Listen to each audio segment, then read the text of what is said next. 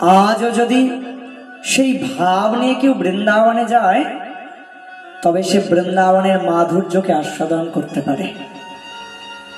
কিন্তু মাতৃশ অধমজীব বৃন্দাবনে যায়, বৃন্দাবনে গিয়ে ওই বাইরের যে সৌন্দর্য সেই সৌন্দর্যকে দর্শন করেই চলে আসে, ভেতরে প্রবেশ করবার জন্য চেষ্টাই করে না। তাই তো বৃন্দাবনের সেই অপ্রাকৃত মাধুর্য, মধুময় বৃন্দাবনের সেই অপ্রাকৃত রূপ দর্শন হয় না। কিন্তু আজও যদি কেউ প্রাণ ভরে, আজও যদি কেউ মন দিয়ে বৃন্দাবনকে দর্শন করে, তবে আজও সে দেখতে পায়, জানো, আজও সাধক দর্শন করে, আজও শ্যাম সুন্দর অমন করে গোকুল রেণু উড়িয়ে, আজও অমন করে শ্যাম সুন্দর তিনি অমন করে গোচারণের পথে পথে আজও ঘুরে বেড়ান। আজও শ্রীমতী রাধারানী কাঁখে কলসি নিয়ে আজও তিনি সখীদের সঙ্গে জল ভরতে যমুনায় যান।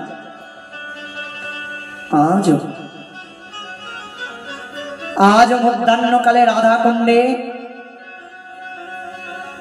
সখী সঙ্গে জলবিহার করেন শ্রীমতী রাধারানী। আজও সেই ভোজন লীলা চলে, আজও চলছে। কিন্তু মাতৃশ অধমজীব তা দর্শন করতে পারে না। কেন জানো? আরে দেখবার জন্য কোনোদিন চেষ্টাই তো করি না। আমরা অনেকেই হয়তো মুখে মুখে বলি শ্যাম সুন্দরকে দর্শন করব, রাধারানীকে দর্শন করব। হ্যাঁ, দর্শন করব বললে দর্শন তুমি ঠিক পাবে, কিন্তু দর্শন করবার জন্য চেষ্টাই তো নাই।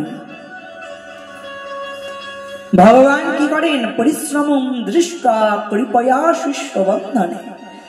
ভগবান তো পরিশ্রম দর্শন করে তার কাছে আসেন, ভগবান তো পরিশ্রম দেখে আসেন। আগে পরিশ্রম করো, তবে তো ভগবানকে দেখতে পাবে। দেখবার জন্য চেষ্টা করো। যে ভালোবাসা নিয়ে শ্যাম সুন্দরকে ডাকে, শ্যাম সুন্দর তার কাছে না এসে থাকতে পারে না। ভালোবাসা নিয়ে একবার ডেকে তো দেখো।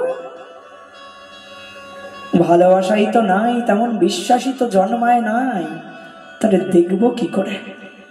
কিন্তু আজও যিনি অমন করে প্রাণ ভরে ডাকেন, যিনি আজও ভালোবাসার সঙ্গে শ্যাম সুন্দরকে আহ্বান করেন, শ্যাম সুন্দর তার কাছে না এসে থাকতে পারে না।